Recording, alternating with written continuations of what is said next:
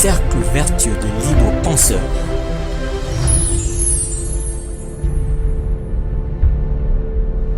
Présente Espace Républicain.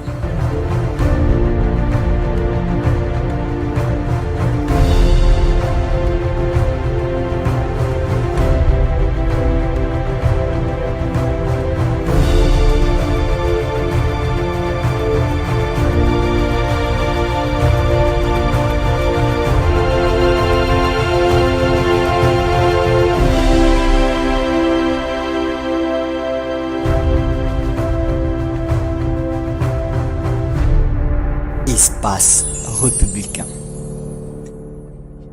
Mesdames et messieurs, amis téléspectateurs, amis de l'espace républicain, bonsoir et bienvenue à votre espace.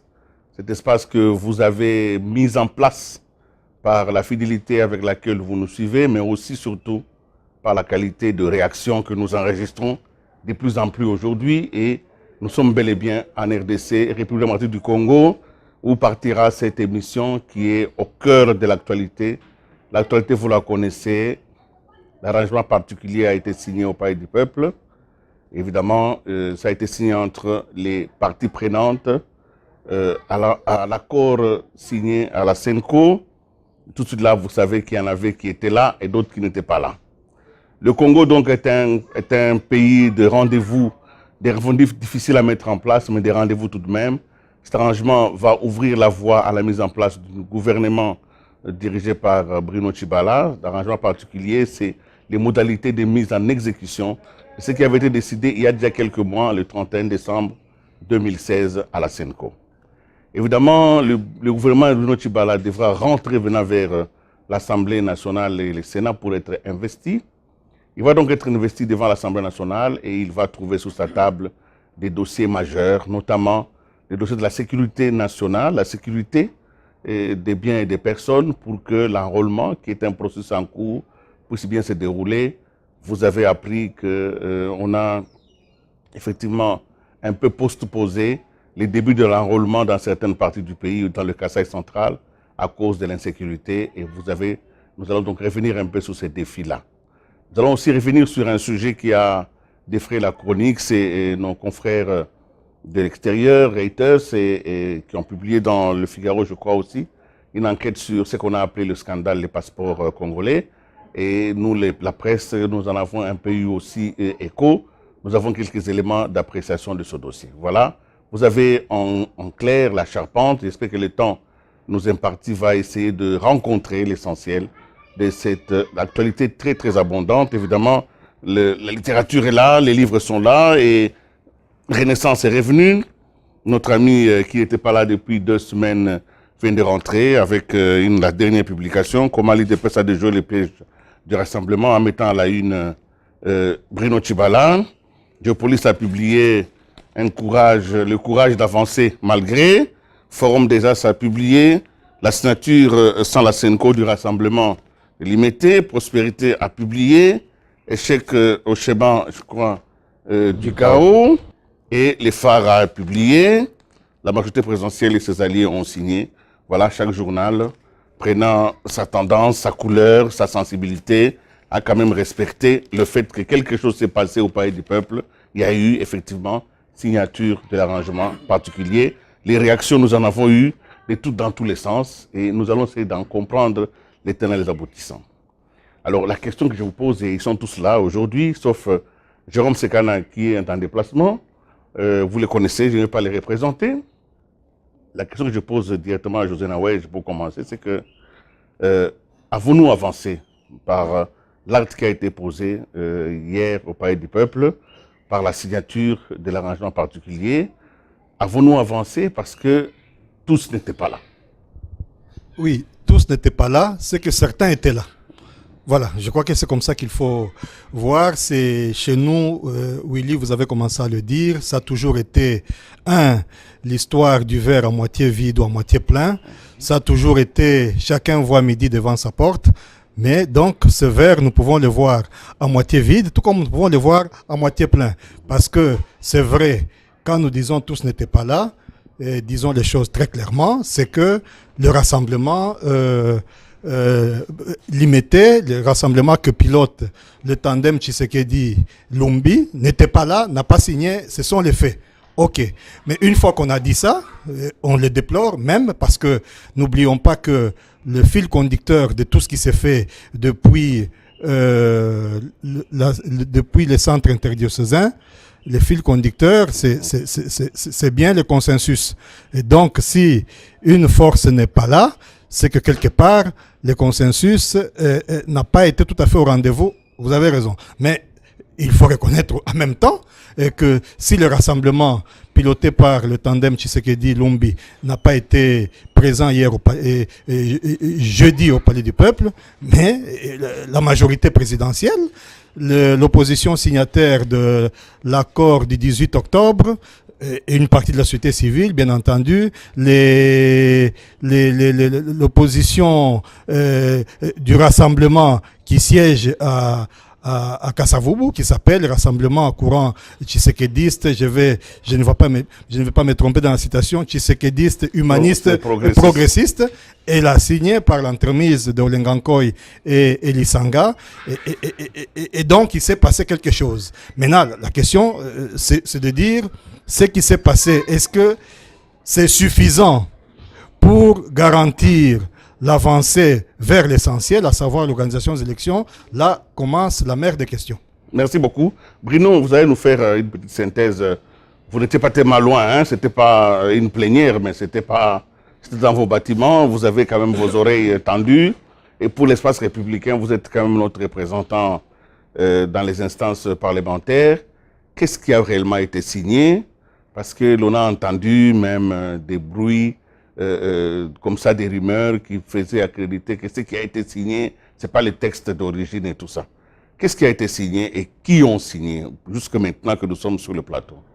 Merci Willy. D'abord par rapport au décor, ce n'était pas, effectivement comme vous le dites, ce n'était pas une plénière. Vous avez remarqué le podium de la salle de congrès était dégarni, personne n'avait les marteaux, personne n'était au perchoir.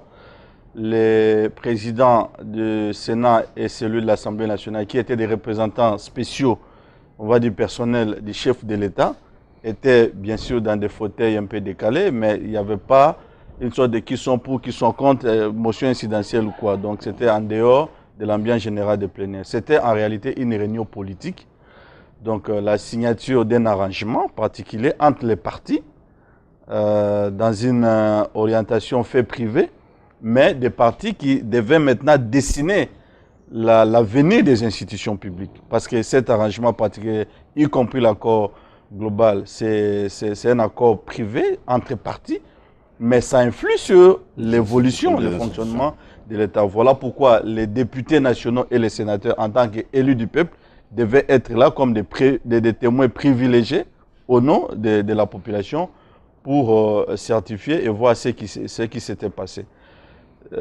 José l'a dit, je crois que la quasi-totalité des signataires de l'accord du 18 octobre étaient là, à l'exception de Mme Madeleine Kalala qui était excusée, peut-être qu'elle n'était pas au pays. Tous les restes avaient signé.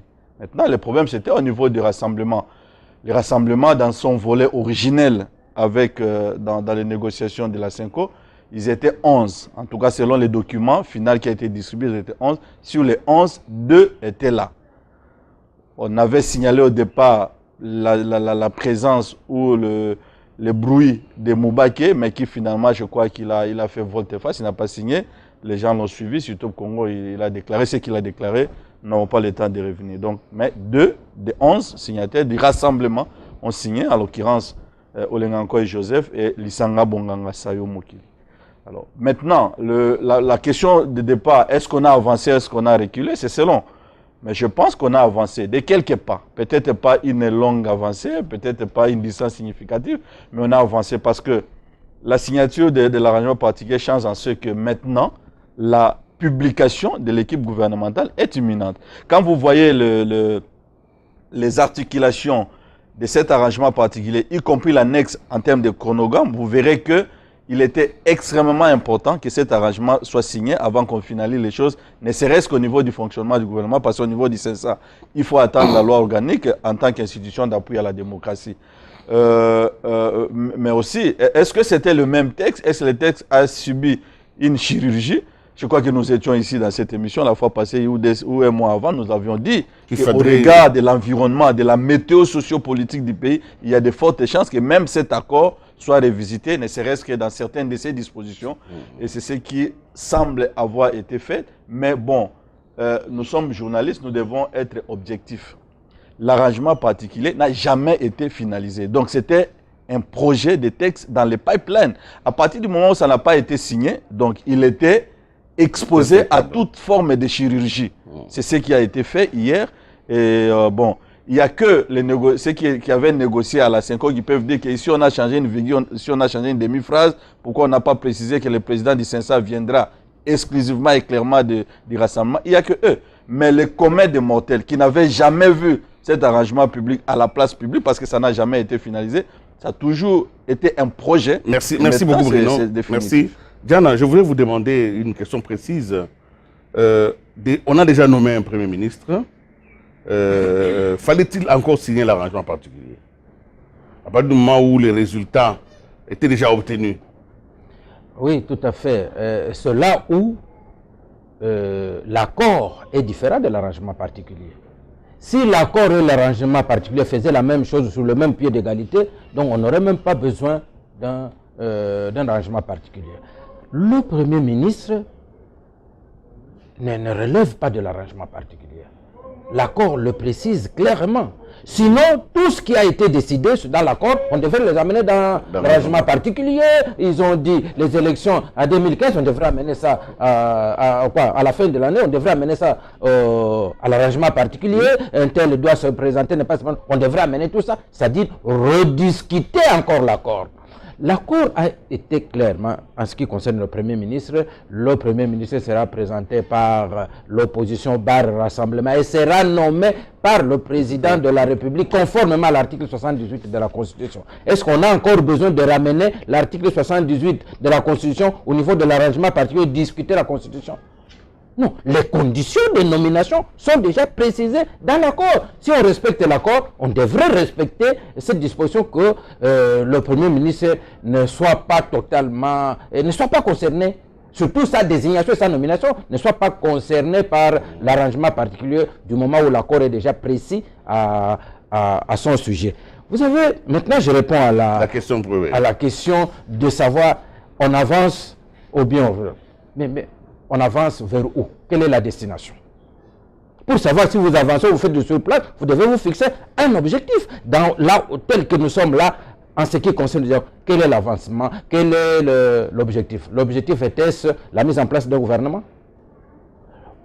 On est allé au dialogue pour mettre en place un gouvernement? Non.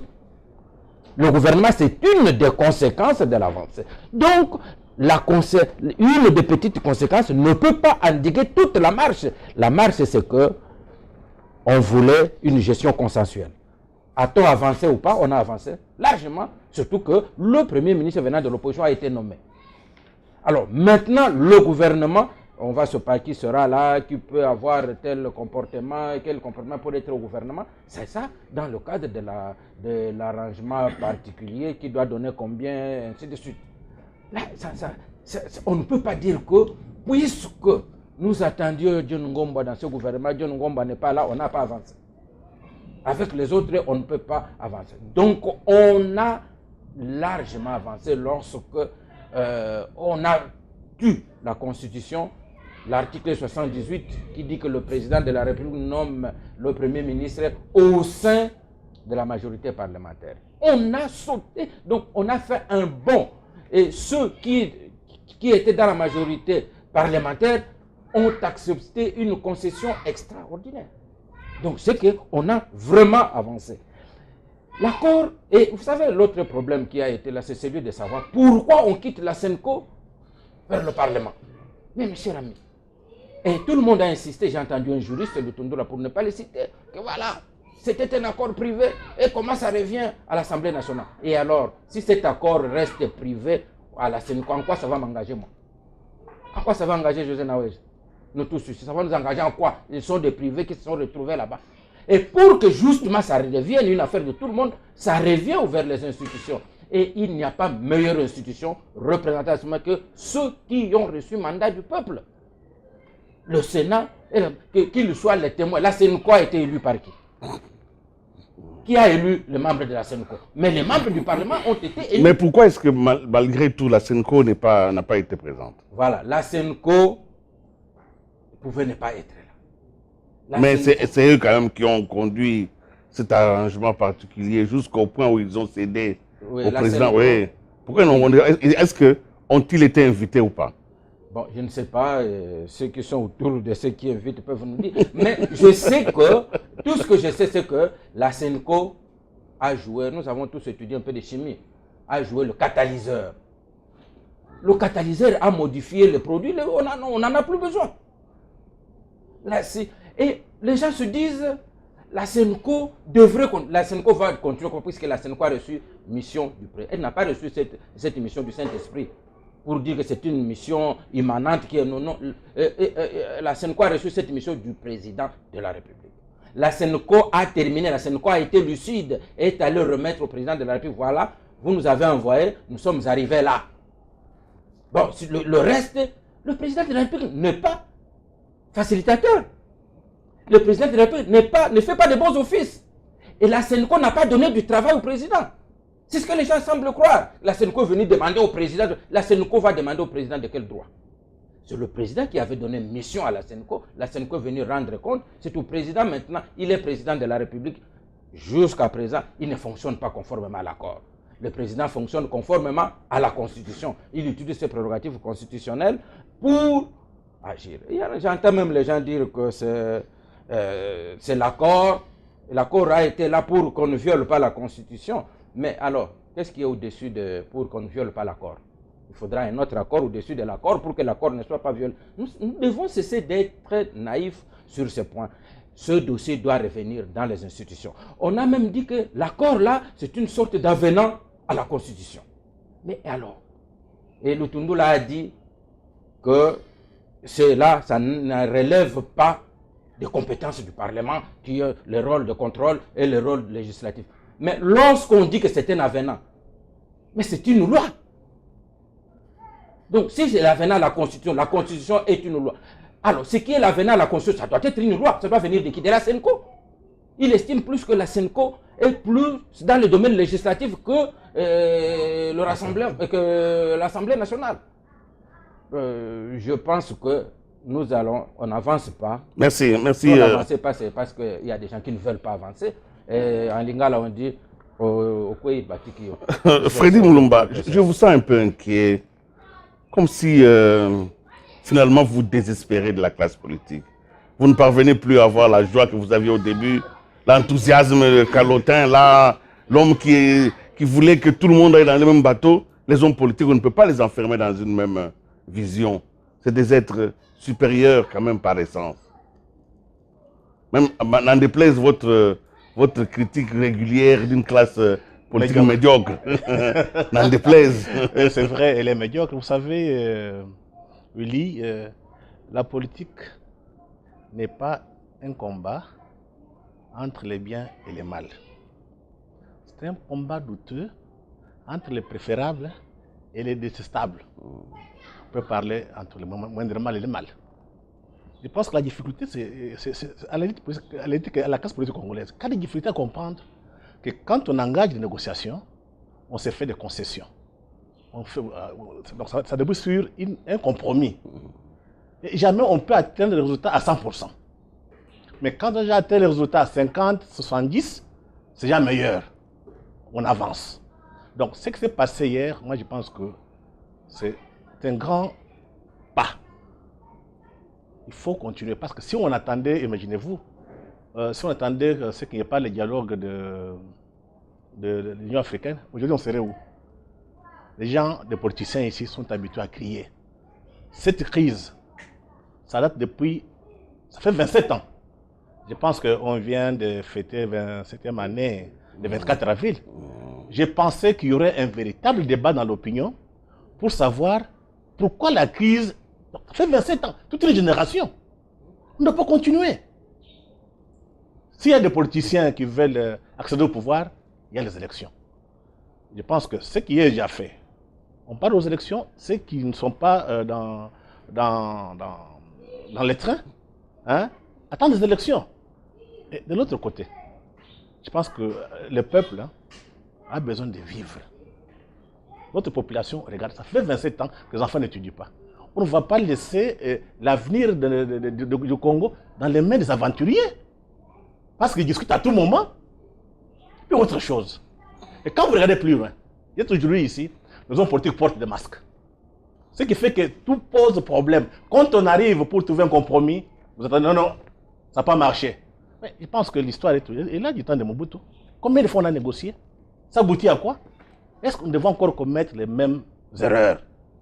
Il faut tirer les leçons de l'histoire. Et c'est capital. Il faut avancer. Mais maintenant, le problème, il faudrait que les Congolais, ceux qui font la politique, abandonnent cette vision de la politique pour manger et pour servir les intérêts étrangers. Il faut que les gens deviennent conscients. Nous sommes dans un monde en pleine imitation. Nous faisons l'erreur, nous perdons le Congo. Et pour cela, il faudrait que ceux qui seront au gouvernement demain ne confondent pas la caisse de l'État avec leurs poches privées, s'il vous plaît. Et là, moi, je demande à la presse de faire du bon travail. Ça signifie quoi? Si un ministre a volé, vous faites une enquête, une investigation, vous publiez. Qu'attendre que RFI ou bien tel a parlé, vous reprenez. Non. Il faut devenir responsable. Il faut une enquête avec des preuves. Il faut parler les gens, ça ne marche pas. Parce que tout ce que nous faisons, c'est pour les biens de la nation et pour les biens de notre peuple. On ne les fait pas contre le gouvernement. Donc il faut toutefois positiver les choses. Et là, j'ai toujours dit, si on se plaint de la médiocrité de la classe politique, il faut se plaindre de notre presse qui est aussi médiocre. Et qu'il faut remettre en cause. Merci beaucoup, l'homme qui remet en cause tout. John Ngomba, la même question rapidement parce qu'on va prendre un deuxième sujet. Avons-nous avancé et dans quelle perspective ce qui s'est passé hier au Palais du Peuple marque quand même une étape décisive dans la construction d'un avenir meilleur? Oui, parce que quand je relis l'accord du 31 décembre, en fait, l'accord a pour finalité l'organisation des élections. J'ai comme l'impression que les gens se sont installés dans des postures. Le gouvernement n'est pas la finalité de l'accord. Toutes choses restant égales par ailleurs. Si l'accord était là parce qu'on se disait il faut qu'il y ait une gestion consensuelle pour que, bon, on ne triche pas, qu'on organise des élections. Mais alors, si ces élections peuvent être organisées de manière transparente, eh bien, participer au gouvernement devient en ce moment juste une option. Donc, ne faisons pas une fixation sur le gouvernement. Et moi, je pense qu'au jour d'aujourd'hui, personne ne peut dire qu'il a le monopole de la vérité ou de la transparence dans l'organisation de ces élections. Parce que je me suis rendu compte que la loi n'est utile que lorsque elle vous sert. Mais lorsqu'elle ne vous sert pas, à partir de ce moment-là, on sort complètement du cadre. Donc, si l'objectif de l'accord est organiser les élections, eh bien, je pense que l'acte qui a été posé à l'Assemblée nationale est un pas vers cette direction. Mais maintenant, je crois que les questions que les gens peuvent se poser, est-ce que ces élections vont-elles être organisées de manière transparente? Mais ça, c'est une autre question. Pour le moment, avançons vers les élections, parce que si on veut finir tout ceci, ce n'est pas en participant ou en mettant tout le monde au gouvernement. Non, allons d'abord aux élections, comme ça, il y aura une redistribution des cartes et on pourra s'éloigner de cette forme de fixation sur le gouvernement. Merci. Si vous venez de nous rejoindre à Espace Républicain, nous sommes là donc bel et bien en train de revisiter un peu les conséquences de l'accord de l'arrangement particulier, la signature de l'arrangement particulier, en attendant que le gouvernement de M. Bruno Tshibala soit publié et que son équipe se mette en marche. Mais les problèmes du pays n'attendent pas. Il faut donc faire diligence parce que les difficultés au quotidien s'amoncelent. Et nous avons cité quelques-unes. En tout cas, la semaine passée, il y avait aussi, la presse a été conviée exceptionnellement par la presse, les patrons de presse. On était conviés par le ministre de l'Information, Médias et porte-parole du gouvernement, Lambert Mende, dans cette rencontre qui était quand même une rencontre mi-officielle parce qu'une partie a été diffusée, il y a une partie qui n'a pas été diffusée. C'était le visionnage de la vidéo par laquelle on montrait finalement au monde entier l'assassinat ignoble de deux experts des Nations Unies, mais aussi ce traquenard dans lequel 39 policiers ont péri. On se posait des questions, comment est-ce possible, des hommes en armes étant entraînés et puis tomber dans un tel traquenard. Dans la presse, il nous fallait quand même des réponses et les réponses sont venues. Les réponses ont été très très fortes, très très puissantes et je vois que ceux qui étaient avec nous ce jour-là au bureau du ministre de l'Information, beaucoup n'ont pas su retenir leurs émotions parce que mourir comme ça, mourir dans la cruauté la plus totale, ce n'est vraiment souhaitable pour personne. Mais c'est pourquoi je vous demande de réagir très rapidement. On ne va pas rester longtemps sur le compte macabre. On espère que le gouvernement va aller vite pour faire la paix là-bas. C'est que la réaction comme des Nations Unies m'a quand même surpris. Donc, pendant 3 semaines, alors qu'on n'avait pas ces images, toutes les hypothèses mettaient en cause les forces nationales de sécurité et de défense. Donc. Et là, maintenant, j'apprends que l'Organisation des Nations Unies, en authentifiant quand même la vidéo, dit que, bon, le gouvernement n'avait pas à la diffuser. Quelle est votre réaction par rapport à cela? Quand un élément est disculpant, il est moralement insoutenable de le diffuser, mais quand il y a un petit élément qui est aggravant, eh bien, tout le monde tombe dedans. Oui. Moi, je voudrais sauter sur l'occasion pour démontrer que, en fait, il n'y a pas de neutralité au niveau de l'opinion internationale, spécifiquement les Nations Unies. Il n'y a aucune neutralité. Il y a donc une intention, chaque fois que les Nations Unies posent un acte, à chacun de pouvoir déceler quelle est l'intention. Sinon, on peut beaucoup se tromper. Moi, j'allais d'ailleurs, j'étais aussi choqué parce que, à côté, bon, je ne remets pas en cause les 2 vies qui sont perdues, mais à côté de ces 2 personnes des Nations Unies qui ont perdu leur vie là-bas, il y a 2 fois 1000 autres personnes qui ont perdu la vie. Mais on dirait que ces vies-là n'ont aucune importance pour les Nations Unies parce que je n'ai jamais entendu une mobilisation de la même nature. Et puis, comme vous le disiez, ça paraît un peu une forme de conspiration parce que c'était déjà clair que bon, le gouvernement avait organisé, le gouvernement congolais ou les pouvoirs en RDC avaient déjà organisé des tueries et donc lorsque les 2 enquêteurs des Nations Unies sont arrivés sur place, ils ont découvert que c'était les gouvernements et les gouvernements les a fait assassiner. Et du coup, cette vidéo démontre totalement le contraire et voilà ce qui gêne. C'est quand même malsain, je peux dire, dans une communauté internationale qui se veut aussi véhicule des valeurs. On se rend compte que c'est vraiment du n'importe quoi. Donc malgré tout, comment vous avez vécu ça vous, Diana? Mais je pense que ça ne surprend personne. Voilà des experts de l'ONU qui disparaissent. Et ça va dans tous les sens. On attend, non, leurs effets ont été trouvés dans le bureau d'un agent de sécurité, donc un agent de l'ANR, de la RDC. Donc, c'est le gouvernement qui les a trouvés en flagrant de chercher des fois, qui les a assassinés. Et l'ONU a même fait un rapport accusant le gouvernement et menaçant d'envoyer les dossiers à la CPI. D'envoyer les dirigeants congolais à la CPI. Et voilà qu'on tombe sur la vidéo. L'ONU constate que la vidéo est authentique.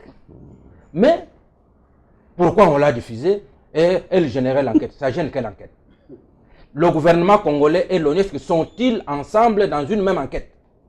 Est-ce que l'ONU a collaboré avec le gouvernement? C'était où? C'était quel terme de coopération? On sait que l'ONU mène son enquête. Quand il a envoyé ses experts, il n'a pas informé le gouvernement congolais. Et le gouvernement congolais, en diffusant la vidéo, était à côté avec les enquêteurs.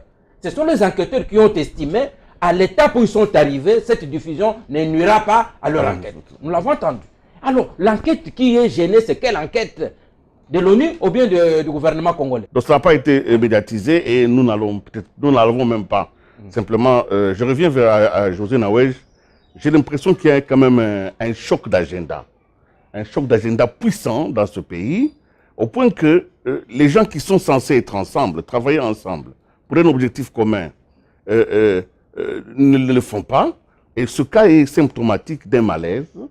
Et je voudrais vraiment, par votre perspicacité légendaire, j'en appelle vraiment à votre sagacité pour pouvoir identifier le malaise. Il y a un malaise profond dans la construction même de cet idéal que nous voulons républicain.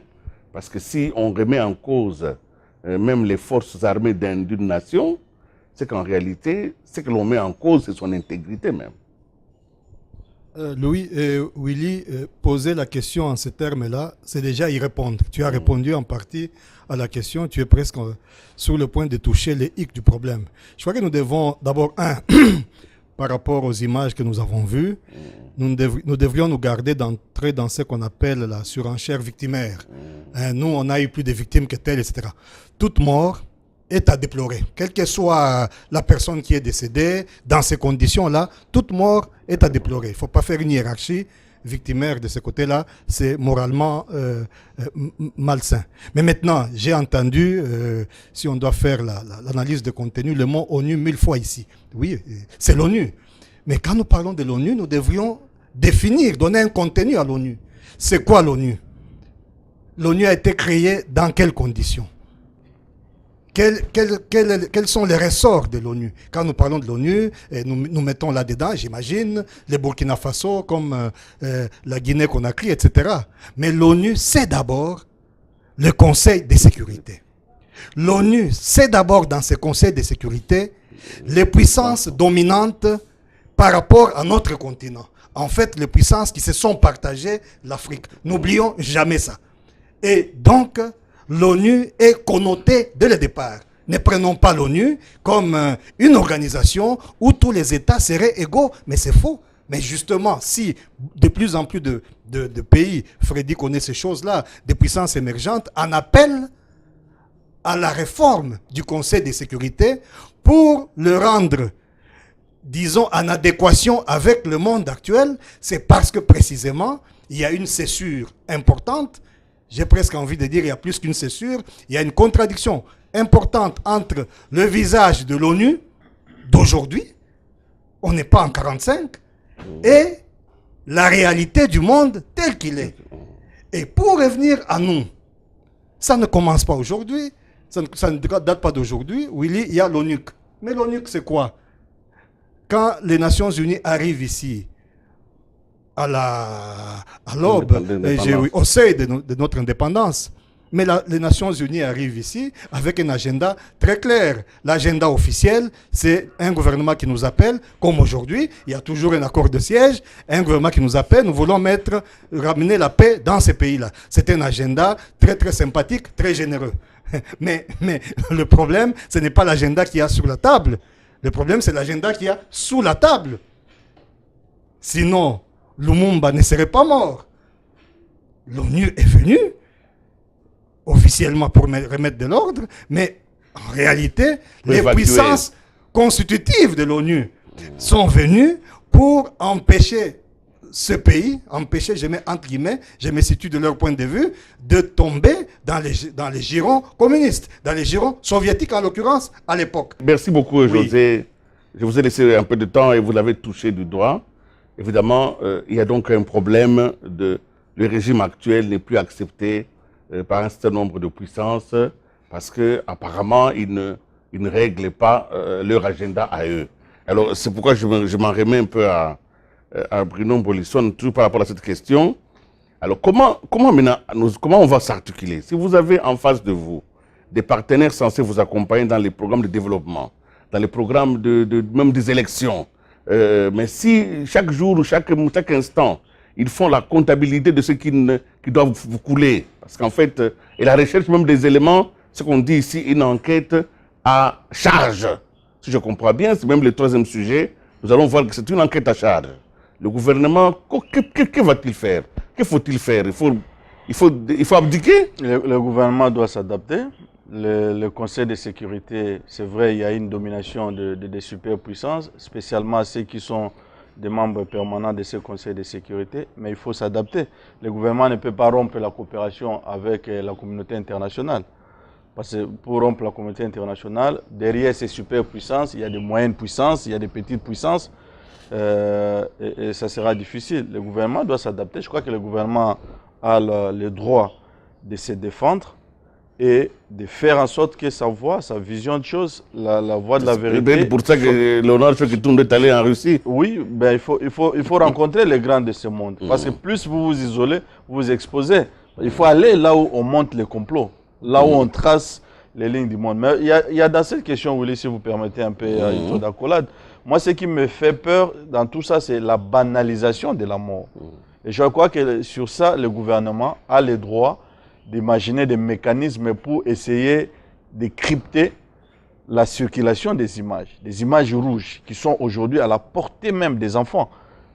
J'étais hier, il y a 2 jours, dans un salon de coiffure, mais j'ai vu les images des atrocités commises par les Kamona Sampo circuler de téléphone en téléphone et être disponibles à tous les âges. Ça, c'est extrêmement dangereux. Il faudrait que, bon, sans bien sûr plaider pour la limitation du droit de la circulation de l'information, parce que c'est consacré par les droits et la Déclaration universelle des droits de l'homme, mais il y a un mécanisme pour crypter ces images. Si la mort est banalisée, mais ça crée une culture, là où on tue, là où on... Vous savez, l'être oui, humain... mais il y a là des pratiques que les Congolais, les vrais Congolais n'ont pas connues il y a 20 ans. Mais ça commence à oui, ça devenir... commence à nous venir.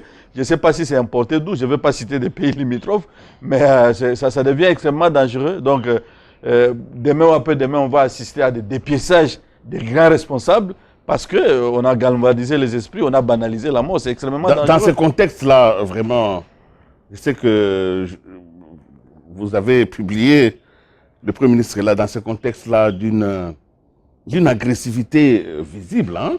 On ne peut pas dire, parce que quand vous lisez la déclaration du vice-premier ministre belge, vous nous avez amené un morceau il y a 3 semaines, mais je crois qu'il y a un 3e morceau qui vient de sortir, hein, quand il dit « Nous conjuguons, nous, le régime Kabila au passé ». Vous l'avez lu, cette déclaration. Alors, dans cette perspective, vous allez rapidement répondre à cette question avant qu'on passe au dernier. Bruno Tshibala, que peut-il faire?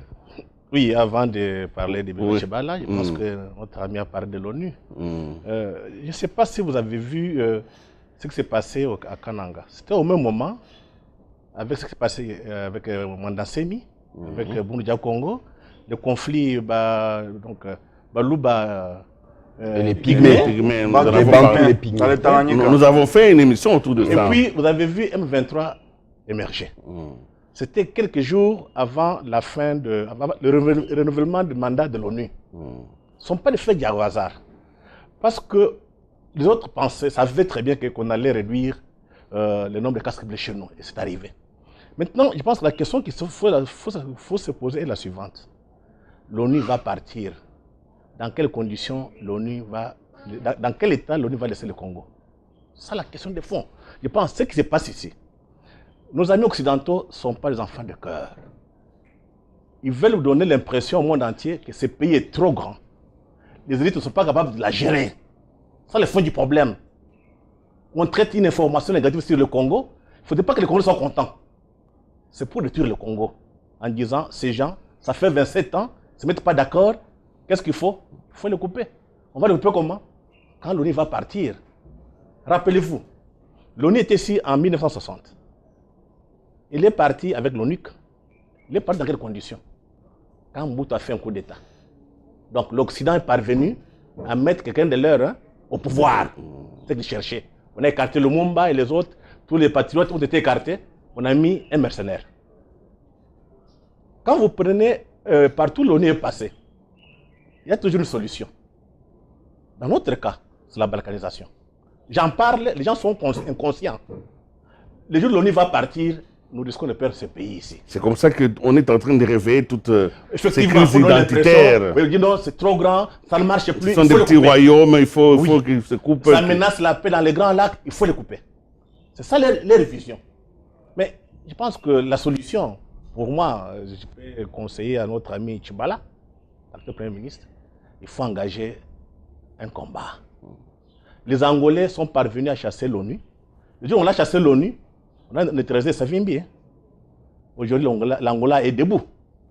Les drames, c'est que les Congolais sont tellement naïfs et aveugles, ils pensent que les étrangers viendront nous rendre heureux.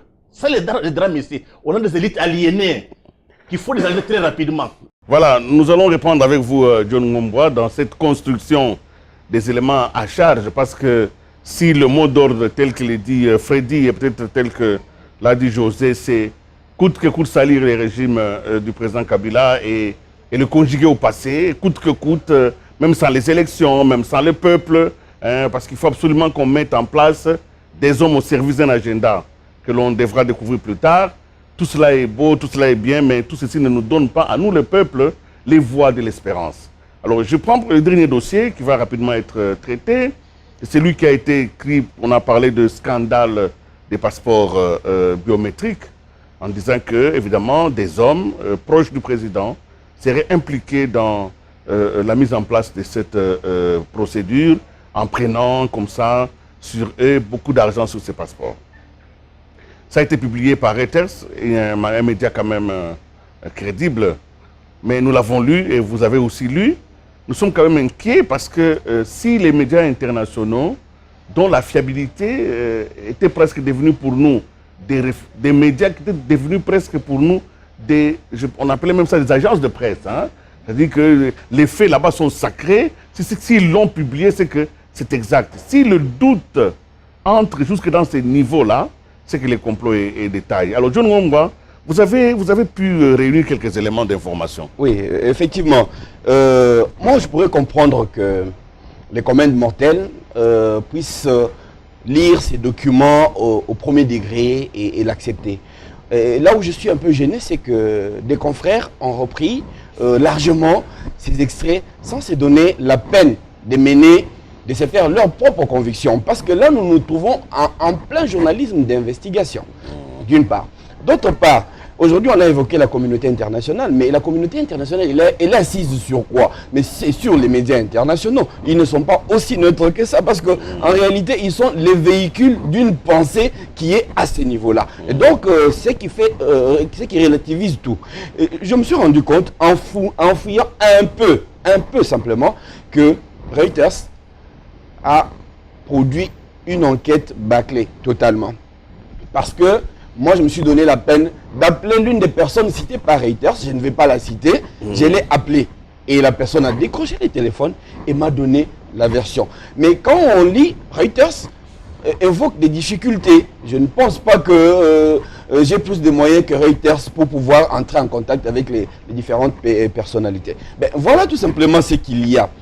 On parle aujourd'hui d'un passeport qui coûte extrêmement cher. Oui, c'est peut-être le cas, mais ce n'est pas absolu parce qu'il y a des passeports qui sont plus chers que les nôtres. Il y a, c'est vrai aussi, des passeports qui sont moins chers que le nôtre. Mais qu'est-ce qui s'est passé pour le cas du passeport biométrique congolais? Il s'est fait que la RDC devrait absolument, avant la fin de l'année 2016, détenir un passeport biométrique. Alors, pour des contraintes internationales, notamment le ACI, qui a demandé à ce que le pays puisse se conformer aux normes internationales. Alors, il y a eu une prospection qui a été faite. Effectivement, il y a beaucoup de gens qui voulaient faire ces passeports-là. Mais tout simplement, tout ce monde-là voulait que le Congo donne l'argent, puisse financer ces passeports biométriques. Et dans cette phase-là, il n'y avait pas suffisamment de moyens au niveau de la trésorerie. Alors, maintenant, le SEMLEX a eu une autre démarche avec le gouvernement congolais, ce qu'ils ont appelé les BOT. En fait, SEMLEX a sorti son argent et a financé la... préfinancé l'opération. Effectivement, totalement. Totalement.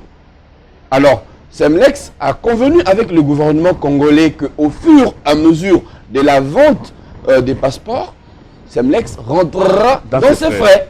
Voilà, simplement.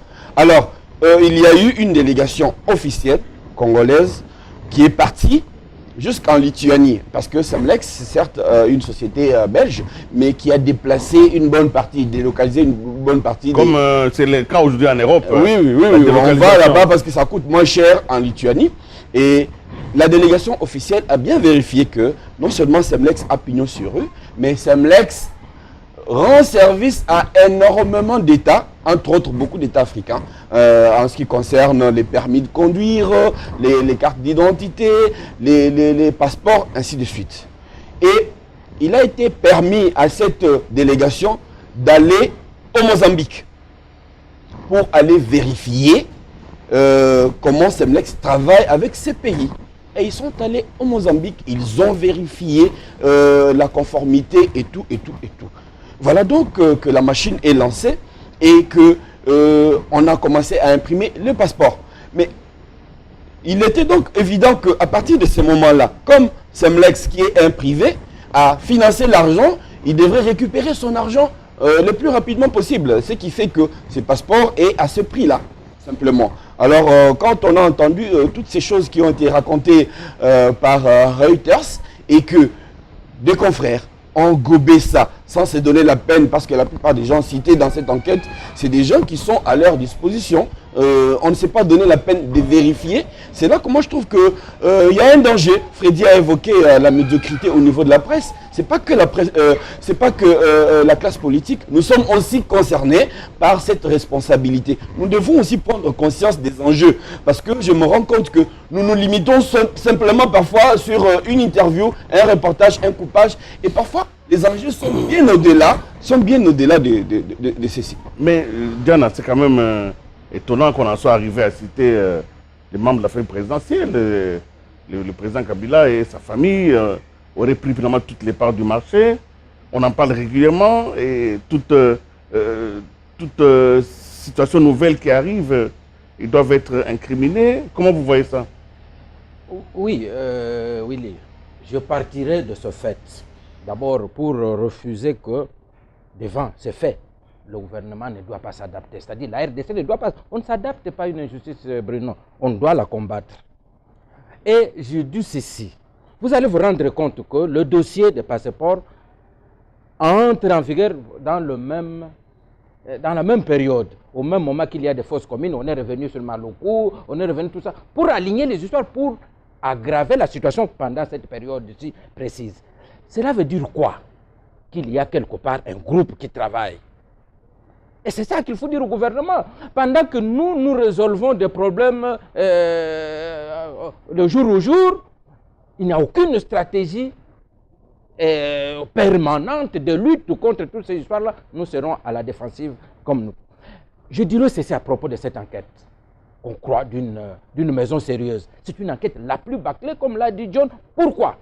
Cette enquête nous dit le passeport coûte plus cher, le gouvernement n'a que ça. Mais le gouvernement a mis combien? Ça devrait être la première chose. Voilà le gouvernement qui a beaucoup dépensé, mais ne retire que moins. Quelle était l'enquête? Alors, s'il y avait ces enquêtes, on dirait peut-être que le gouvernement reçoit ce passeport-là gratuitement. Le 65 $, il le reçoit gratuitement, quelqu'un d'autre finance. Ça, on n'y a pas dit. Et puis, est-ce que c'est une situation particulière? Pourquoi la presse occidentale ne s'est jamais posé de questions en ce qui concerne les entreprises minières? Que à Tenke-Fungurume, le gouvernement congolais n'a que 17%. Par rapport à tout ce que ils ont. Toutes les entreprises minières occidentales qui sont au Congo, ils donnent à la République démocratique du Congo combien pour ça? Et ils disent, nous sommes dans la période, ils doivent d'abord récupérer leur investissement pendant 20 ans, je crois. Pendant 20 ans, ils vont... Il n'y aura plus rien. Ils auront utilisé les mines et tout ça pendant 20 ans. Il y en a même qui, avant 20 ans, ils liquident l'entreprise et ils partent pour ne pas avoir de compte. Voilà, donc... Et c'est différent avec ce que nous faisons lorsque le gouvernement congolais, on exige le passeport biométrique. Et que le gouvernement doit les avoir et que la trésorerie ne le permet pas. Et que quelqu'un, dans le cadre de public-privé, quelqu'un accepte de financer. Et nous avons constaté que tous ces dossiers reviennent juste et pour se lier, pour atteindre un objectif politique. Et cette presse-là et tous ces gens-là, tout le monde est mis en contribution pour atteindre un objectif aujourd'hui qui est de présenter les dirigeants congolais et le président de la République, pour ne pas le citer, sous un mauvais jour. Cela pèse sur les opinions occidentales, parce que ces gens-là craignent plus leurs opinions.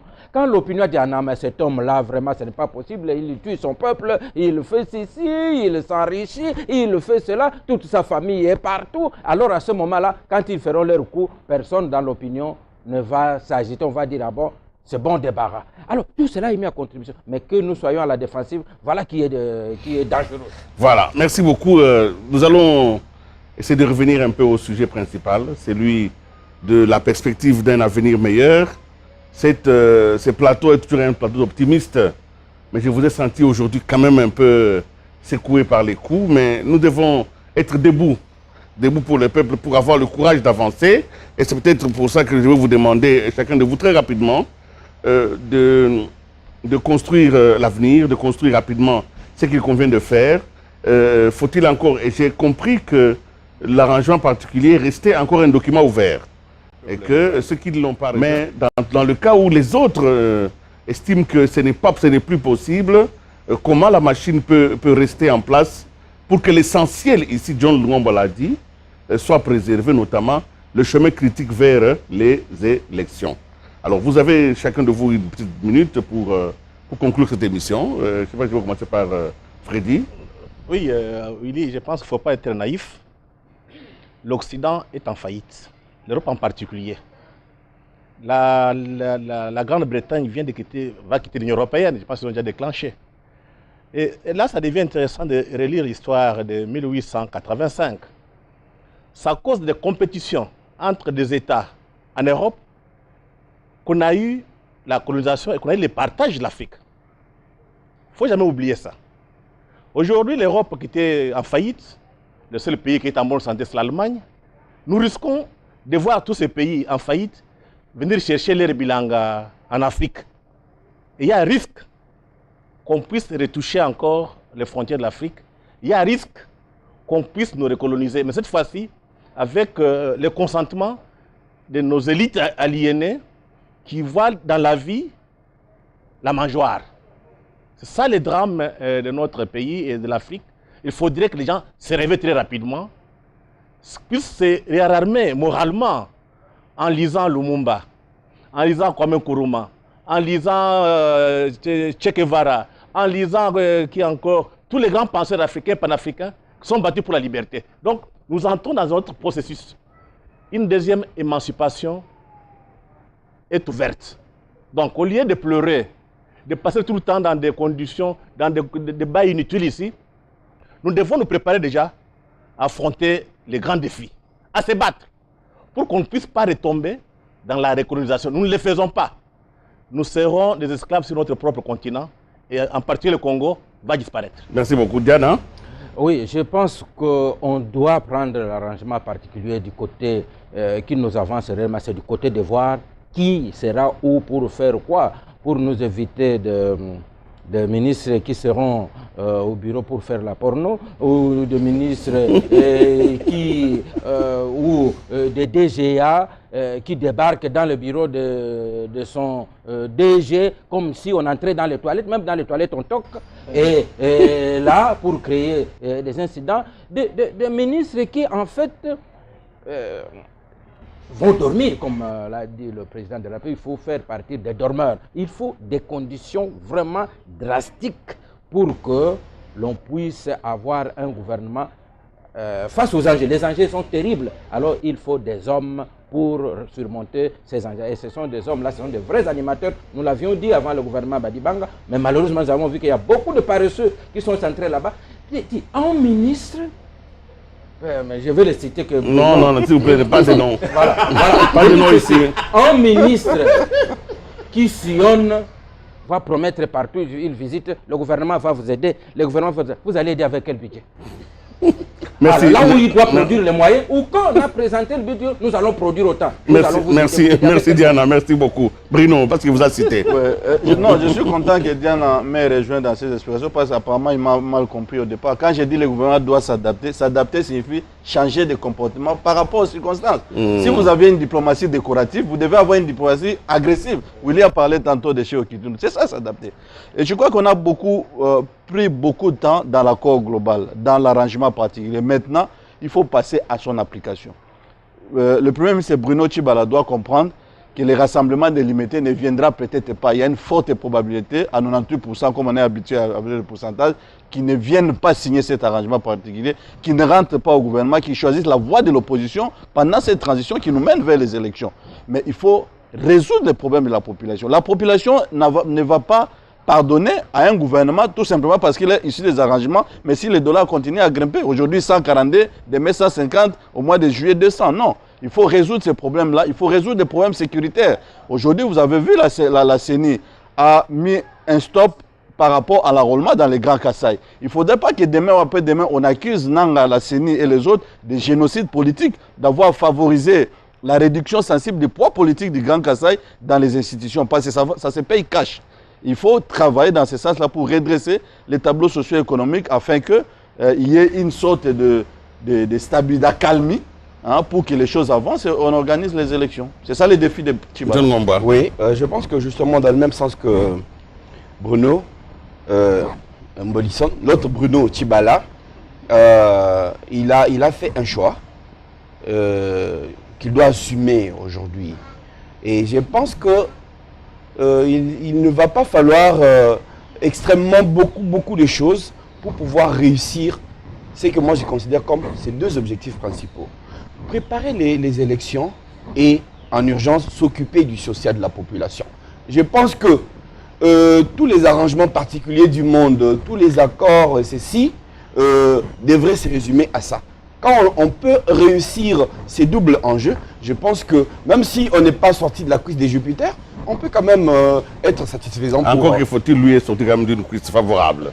Je sais rapidement, très rapidement, vraiment en quelques liminaires. Je crois que ce que nous devrions faire, c'est finalement allier le pessimisme de la raison à l'optimisme de la volonté. Ça veut dire ceci, que Freddy, en début d'émission, nous a interpellés sur une date que, à mon avis, on devait célébrer par la raison, pas par le folklore, c'est-à-dire le 24 avril. Depuis le 24 avril jusqu'à aujourd'hui, il s'est écoulé 27 ans.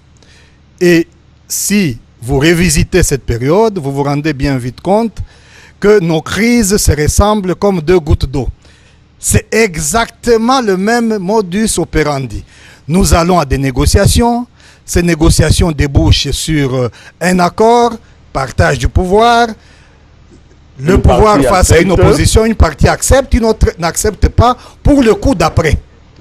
Et il y a toujours un coup d'après. Alors, le problème fondamental, c'est que cela fait 27 ans. Freddy l'a dit, ça fait une génération. Donc, il y a une interpellation collective. Nous sommes tous interpellés. Devrions-nous continuer éternellement, infiniment, à reproduire ce que nous faisons depuis 27 ans? Merci beaucoup. Merci aussi à vous, amis téléspectateurs. C'est la fin donc de l'Espace républicain, mais je m'en voudrais de ne pas vous partager une de mes lectures, traité des résistances pour le monde qui vient. Nous devons résister. Il faut que nous soyons forts. Et dans ces traités de résistance, je vous partage une petite phrase. Une petite phrase simplement. C'est dit ceci. Un pays, c'est une idée. Où ces pays n'existent plus. Platon l'a compris. De Gaulle l'a compris. De Gaulle qui aimait dire qu'il avait une certaine idée de la France. Quand on a une idée, on agit parce qu'on a envie d'agir. On modernise un pays comme la France, comme le Congo. Contrairement à ce que les autres ont dit, c'est la conscience qui fait l'histoire. L'idée comme la conscience étant l'expression même de la vie et non des vagues spéculations intellectuelles. Je termine en disant qu'il y a l'idée d'une chose ou d'un être, voir ce que cette chose, cet être, peuvent être. Nous devons donc arriver, dans ce que le livre nous a dit, nous devons arriver à ce qu'on appelle les moments créateurs, les moments de bascule. L'idée permet d'être. C'est parce que l'on a une possibilité d'être que l'on peut être. Disons à un être qui n'a plus aucun avenir, on le désespère, et en le désespérant, on le touffe. On ne peut pas dire aux Congolais qu'ils n'ont pas d'avenir, À ce moment-là, on les désespère et on les étouffe. Le Congo a un avenir. Cet avenir est inscrit dans l'idée que l'on se fait du Congo. Et notre pays, c'est une idée de grandeur. Notre pays a une vocation de puissance. Il faut donc, comme les républicains le disent souvent, que chaque homme politique, que chaque acteur politique se mette au diapason de la vocation de puissance. C'est à ce moment-là que cette puissance va s'émerger et nous deviendrons un grand pays. Nous ferons face à tous les dangers. Quelles que soient les turpitudes, les difficultés, l'idée du Congo doit être privilégiée par rapport aux idées des personnes. Merci beaucoup de votre fidélité. Espace républicain, c'est terminé pour ce soir, avec l'espoir que nous allons nous retrouver dans un autre moment encore plus joyeux, où nos dirigeants, nos maîtres, ceux qui nous gouvernent, auront trouvé la force de remettre le pays dans sa vocation de puissance. Au revoir et à la prochaine.